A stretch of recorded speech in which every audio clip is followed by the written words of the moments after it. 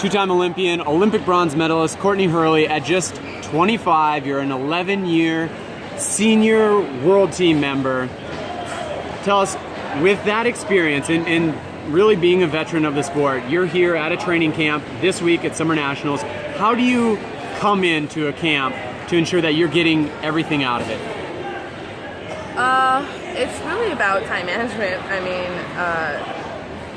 because we're like in a different city and you want to do all these things, but you have to focus about when to train, when to take it seriously, because it's a full-time job. So it's really about just doing it consistently over and over and over again. And with this kind of not being a unique camp, but one where it's so close to the games, we're just 5-6 weeks out, and also pretty tailored to the games. You have an idea of who you'll fence, maybe Romania.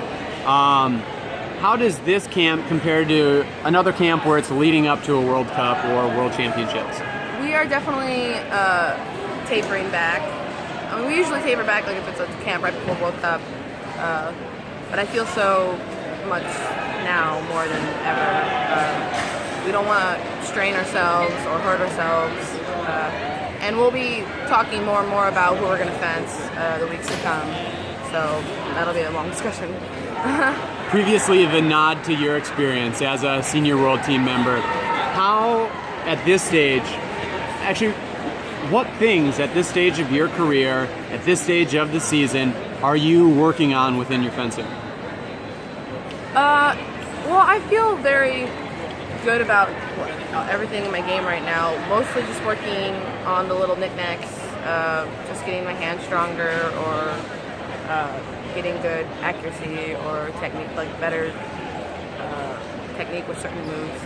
But I'm pretty much happy with how my game's going right now. Good to hear. Good to hear. So with kind of those fine-tuning adjustments, what are specific drills that you enjoy doing to improve?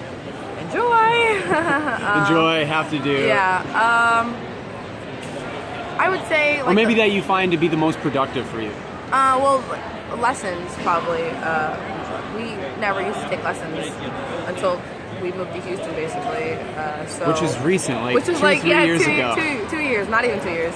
So we never had that experience of lessons and being able to work specifically on technique and on certain moves. So that helps with one of the huge games. One of the huge parts of my game is like the hand flick, which really helps. Lessons help that.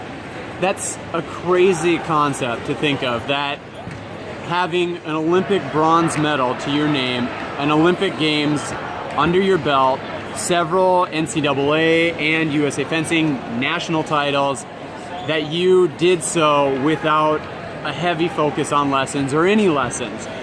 Anyone in the fencing world knows your dad's presence in your lives as a coaching influence, but also you fenced at a top program in Notre Dame. How did you escape the lesson component, or how did you achieve success in spite of that absence of lessons? Honestly, it's because our dad heavily focused on strategy and the mental aspect of the fencing game when we were growing up.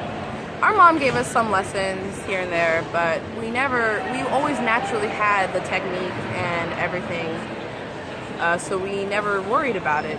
And then at Notre Dame, another opportunity, we might have taken lessons, but there were so many different coaching, like coaches were being fired, so I didn't have a coach for 2 years at Notre Dame, and the other year I didn't really work well with the coach, and then I took 1 year of some lessons with the French coach there now. And during that time, in which 2 years did you win your 2 NCAA titles? 1 year where there was no coach, 2011 and 2013.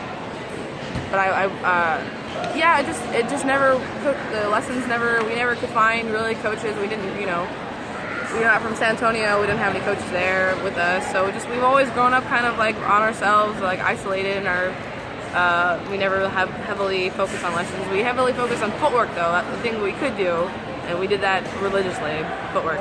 And as the sport of fencing continues to evolve and grow here in the United States, there are a lot of fencers finding themselves in the same position as you and your sister Kelly, where they're in Louisiana, Oklahoma, North Dakota, where there isn't a strong community of fencers.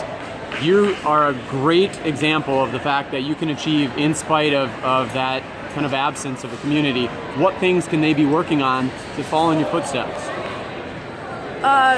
Nothing can be said more about the physical aspect of fencing. I think that's a huge struggle, I think, in the U.S., for women's ep, especially the physical aspect. It's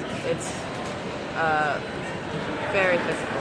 When you're fast and strong, it can change your entire game, especially in international. You have to be at least fast and strong to get by. If you're not, you'll really struggle.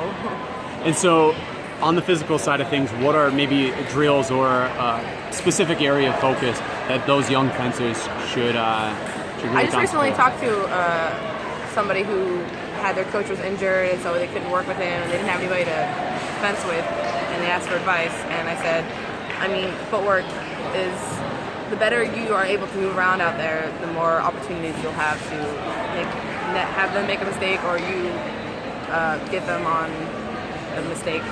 So footwork is, the Hurley footwork has been, if you ask anybody, is something that we do. Pristine. Yeah, it's something that we've done so long. All right, there you have it. From an Olympian, get in your footwork. Yes. Thanks, Courtney. Yep.